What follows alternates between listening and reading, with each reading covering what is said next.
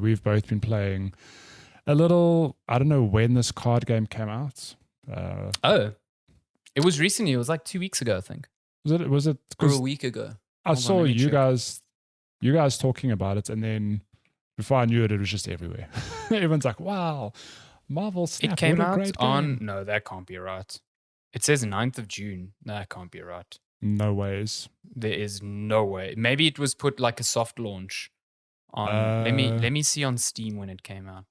Oh, is it on Steam as well? I was going to ask if it's just 18th of mobile. October. Okay, I was going to ask if it's a mobile only thing. No, it's labeled early access on Steam. Oh, on Steam. Okay, so yeah. If you did not know, Marvel Snap, excuse me, is a new card game from aforementioned Marvel, which basically has a whole lot of cards based on your favorite heroes doing things in a very clever card game, I feel. Very, very easy to learn. Games are super quick, like 2 to they're like 4 minutes, even if they're super. I haven't had a game longer than like 5 minutes. I don't think. Even 5 minutes. I'm like, no ways. That's too long. It's super long. It's a very simple concept in that there are 3 lanes. I think I don't know if that's the correct term, but for lack of a better term, it's 3 sort of playing areas for you to put your cards down. Yes. And the objective is to get the most power on 2 of those 3 lanes to win the game. Yes. But it's very clever in that there are certain, what's the right term? Modifiers, I guess. So for the first 3 turns, you have areas in the middle of the board, one is revealed per turn, and they will do certain things to that specific lane or to the whole game as a whole. So for example, you might have a card that says like, in this lane, cards can only be played on turn 5. And you have to now think, let me save X amount of cards for that specific turn to try and win that lane. But yeah, the whole game happens so quickly. You have a whole, is it 6 rounds? It's 6 rounds. 6 rounds, yeah. And I suppose it's and you only get to 1 energy per round. So you'll collectively only ever have 6 energies. Max, yeah. So there's a certain strategy to like, do I play cards this turn? Do I wait? Yeah. It's super clever. I think it's exactly like you said. It's so easy to kind of understand, and I think the game does a good job of laying on the mechanics quite slowly. Yes. But then everything just kind of like clicks into place, and you start seeing like how cards synergize. So if you're watching the video here, you can see on Matty's middle lane, he's put down 4 cards, so he can no longer put cards down there as well. So you've got to think about like, do I overcommit too much to one lane? Then you might potentially have a problem later on when someone wins a lane by having 1 card there with 1 power, just because you didn't put anything down there. So it's a cool balancing act. I also like that it's almost, it makes me think of poker in a sense of in poker you can bluff, right? Here it's a thing of you trying to make your opponent think you're doing one thing while trying to read what the heck your opponent's planning. So for a good example is there are some cards where Star-Lord, or I think all of the Guardian cards have this mechanic where if you play a card in a lane, you'll get more attack power if your opponent also plays a card in that lane. Only on that turn. Only on that turn, yes. So it becomes a thing of like, it's turn 2. There's still 3 open lanes. Like, where would my opponent play this? Or I know, I'm like, hang on, my opponent might have Star-Lord. Let me put my card in an obscure play. and it's funny because there are times I'm like, damn it, like they read me. Like, why would they ever put him down there? But it's because I'm also trying to play big mind games here.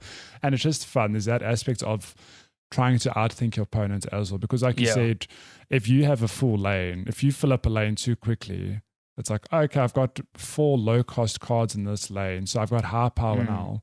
But your opponent could just throw down 1 or 2 high power cards and just dominate the lane, and you can't react to it, if that makes sense. So it becomes a very clever like thing of trying to plan out, okay, I need to kind of dominate all 3 lanes, and then towards the end sort of go all in and know where I'm going. That lane's lost, but it's fine, I can still win the other 2. Because you can kind of see, you're like, okay, cool. On turn 6, at least where I am now, like people 9 times out of 10 are playing the Hulk because that's Yes. a cost 6 or Iron card, Man. and he's got or Iron Man because then he doubles. So they're playing one or the other, but that means they can only play that card that turn. So like if they are losing 2 lanes by turn 6, then you've basically won because there's no way they can turn around 2 lanes with 1 card. At least not with cards that I've seen yet, you know. Yeah. But it's cool that I think the modifiers are such a neat aspect. It's a clever because touch. They make each game different. Like yeah. each lane is suddenly different in every single game. Like I played one which was really cool where the first player to fill up that lane got a cost 6 card and got to play it for free. And after turn 2, my opponent just stopped bothering with that lane, and I found that like was kind of weird because I was like, a 0 cost, you know, normal 6 card cost card is kind of, and that's the reason I won the game, is because I got one that was kind of ridiculous and I got to play it for nothing. Yeah. So it's cool how the middle units, like they change everyone's strategy and the way people see the strategy. So yeah. Also, there's a lot. Like I feel I very seldom see the same area. So those middle modifiers are basically based off, you know, iconic Marvel areas or cities or whatever. And it's quite cool how I think that they tie them in. You know, it kind of makes sense. Like if you're looking at the footage now, there's the negative zone, which straight up just lowers the power. Oh, I got a message from Enska there. Which straight up lowers the power of the cards that are played there. I feel that there's so many locations that the games always feel different. Just because there's just so many, and you never know what combination of them you're going to get. And then the art in the game. I mean, maybe this shouldn't be too surprising given it's a Marvel property, but man, the art for the game is just so good. I think the art on the cards is really good, and then when you upgrade the cards, they do things like frame break, and then when you upgrade again, they become like 3D and holographic, and you can do all sorts of things with skins for cards. It's pretty great. It's really cool. But also on that, I mean, I think we can just briefly touch on. So this game is free to play, but you can put money into it if you want. Yes. It's got a preliminary battle pass for now. Yeah. I haven't played enough to know. Oh my god, like the good cards have been hidden behind a paywall. But I feel that at the rate I'm unlocking stuff and doing challenges, it's good. Like after every game, I feel like I'm unlocking something or ticking something off. And it's just really nice. Like I've got a pretty decent deck, I feel. And I haven't played up against anyone who I'm like, oh my God, I know those cards at the end of the battle pass. I can't believe they've unlocked it already. Like they must have paid their way here or whatever. So there's that aspect to keep in mind. But at the moment, it does feel like it's somewhat fair.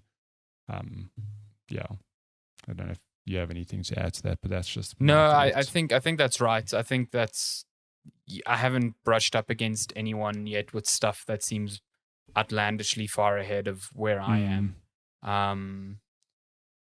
Just anecdotally, I've heard a lot of people saying that there is no real wall for that sort of thing, and that the game so far feels pretty fair in terms of progressing without money. We'll see how that goes, within the next couple of months, because I mean, if you had to really do it, Hearthstone was like that for a very long time.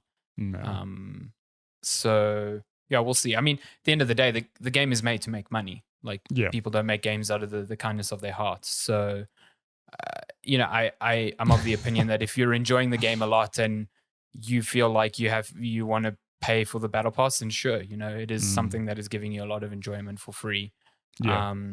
I just think for now it feels very, very fair. So that's pretty cool if you just kind of want to dip your toes in and have a good time.